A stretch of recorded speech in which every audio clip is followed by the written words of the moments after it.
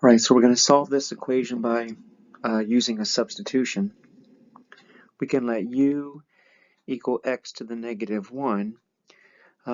Notice that if I square both sides, I have u squared equals x to the negative 1 squared.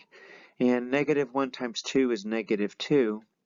And so I've just learned that u squared can be switched out for the x to the negative 2. And so we're going to rewrite the equation in terms of u. So instead of x to the negative 2, I can write u squared. And instead of x to the negative 1, I'll substitute u. And we have the minus 6 equals 0. Now we solve this quadratic equation as usual. We can solve it by factoring. This will factor into u minus 3 times u plus 2.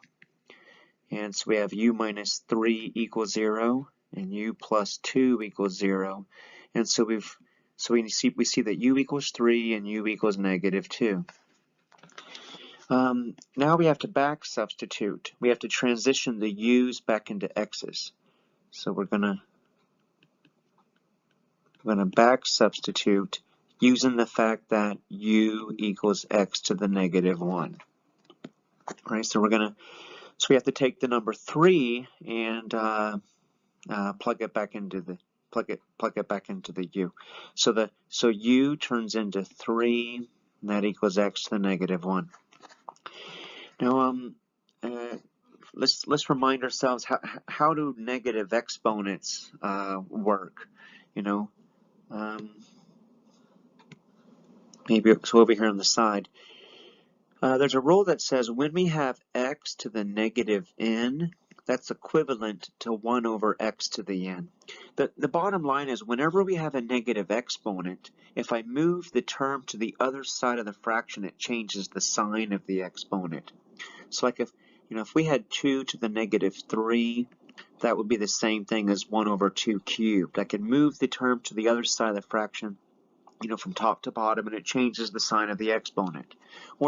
Or if I had something like 1 over 5 to the negative 4, that was on the bottom, that would be equivalent to 5 to the positive 4. So again, when I move the term to the other side of the fraction, from bottom to top or top to bottom, it changes the sign of the exponent. So over here, x to the negative 1 is the same thing as 1 over x. So x to the negative 1, I could move the x to the bottom and it would change the sign of the exponent, it'd just be 1 over x. If I had something like x to the negative 3, that would be equivalent to 1 over x cubed. Again, x to the negative anything is the same as 1 over x to that same number, just the sign's been changed. So now I have 3 equals 1 over x to deal with. It's a proportion, so you could just cross multiply, or we could look at it like this. We could look at it as multiplying through by the common denominator. And so I have 3x, and when I multiply x by the 1 over x, the x's cancel. And after dividing by 3, I see that x equals 1/3. And so there's one solution. Now we're going to take negative 2 and substitute that in for u. All right, so I took the negative 2 and put it in for the u. And I'll go through the same motions. X to the negative 1, once again, is the same thing as 1 over x. And then I can multiply by the common denominator. And so x times negative 2 is negative 2x. And then when I multiply x by the 1 over x, the x's cancel. And upon dividing by negative 2, I get negative 1/2.